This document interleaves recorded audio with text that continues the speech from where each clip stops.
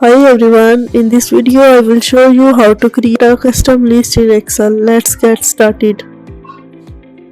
Open Excel file and go to File, choose Options. In the option window, click Advanced.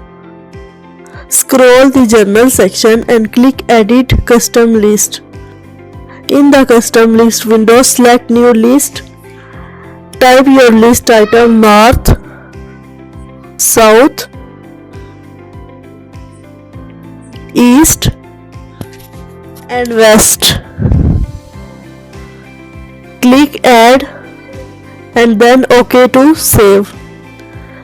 Type the first item of your list in a cell. Now drag the fill handle down and Excel will autofill the rest of your list. And that's it. You will created a custom list in Excel.